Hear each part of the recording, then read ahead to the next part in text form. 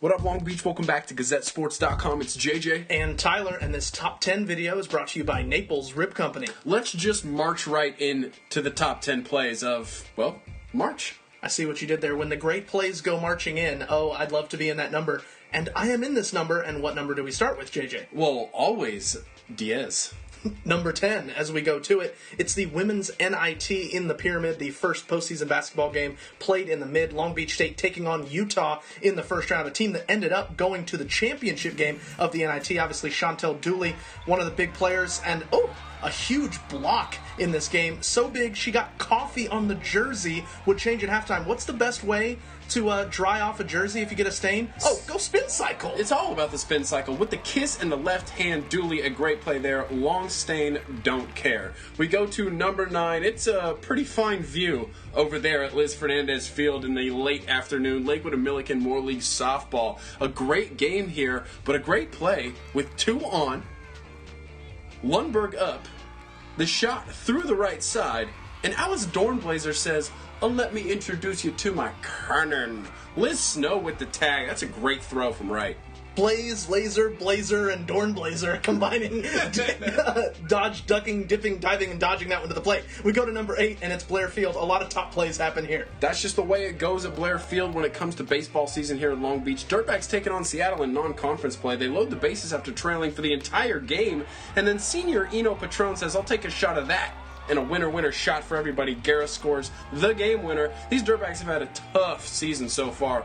Real hard non-conference schedule. They kind of stumbled out of the gates in the Big West, but these walk-off wins are keeping them in it. They took Seattle's best and still got the win. We move to number 7 back at Blair Field High School this time as Long Beach Poly taking on Wilson in the opener. This single right here is going to put the winning run over at third base. That's Frankie Rios. Up comes Peter Fierros, and he's sending that one a shot into right field. That's going to win it. Jackrabbits won the first classic game of this Moore League slate. Oh, we talk about classic games at Blair Field, and Moore League does it the right way. That was the first pitch Fierro saw. I just love that when the walk-off comes up on the first pitch. It's like, no gilding the lily. Let's just get this done. Speaking of no gilding the lily, nut number 6, Lakewood Poly. J.P. Crawford gets on to lead off the inning. You know something's going to happen. Well, and keep in mind, we're in extra innings here, and Crawford's so dangerous at first. Austin Colvin at the dish. He's not going to get the best contact on this ball, but it doesn't matter. That's going to find room and roll into left. Crawford was gone with the pitch, so you know he's headed for home. He gets there, and the Lancers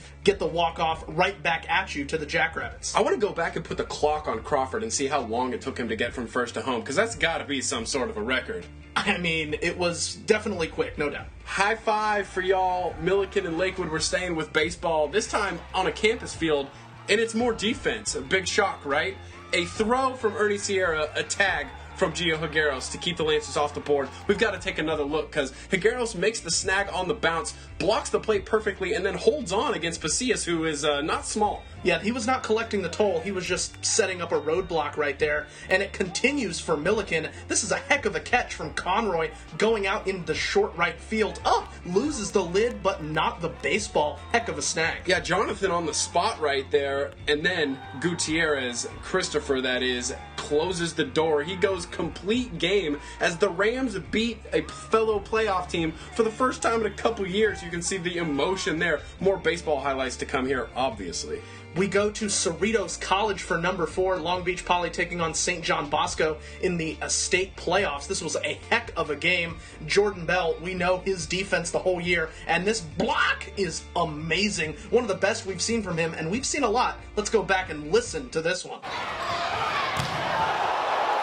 Oof. Somebody punch a watermelon in there or what? Let's stay with that game. And we go to the end of the game where it's tied 59-59 with just under 12 seconds left. Everybody in the building knows where this ball's going. It's going to Rashawn Prince, Gatorade State Player of the Year for a reason. Now, Prince wouldn't end up getting the game winner. He's going to lose it right here, but right to Jordan Bell. Lay it up and in and chuck that one into the stands. Jackrabbits win a thriller over Bosco. They have played some great games against Bosco in multiple sports recently. Oh, you don't say. But no, I don't think anyone's going to touch this one for finishes because Belle and Prince, in front of all of their friends, families, classmates, and everything. I mean, these two kids, so special, such an incredible 1-2 punch. No doubt. The only thing that game was missing was a thick layer of fog, JJ. Let's take it to number 2.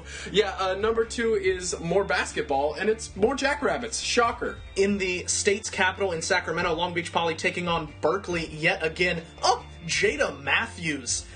Gotta have another look at that block. It was nasty. The Poly defense just suffocating Berkeley in this game. Erica Carter gonna take that one and lay it in. Let's go back for more Matthews, another smackdown, and Keela Morgan, the Kansas-bound senior, gonna take that one the other way, lay it up and in as the Jackrabbits reel in another state championship. Carl Buggs, he knows what it feels like to do that. Yeah, he gets that workout by lifting those plaques every year. You know, that's his plyos. But grip and grin, great season for the Jackrabbits. Speaking of great seasons, how about those Wilson Bruins in Division II girls soccer? The championship game here. Maddie Grieve, Sierra Skelly, Claire Oates. All of them combining on what would prove to be the winner in the early second half. We got to take another look because it's a great individual effort from everybody. First, the run from Grieve, the cutback is fantastic. Then Skelly with her laces on the ball. And Oates, a good player, is always in the right place at the right time.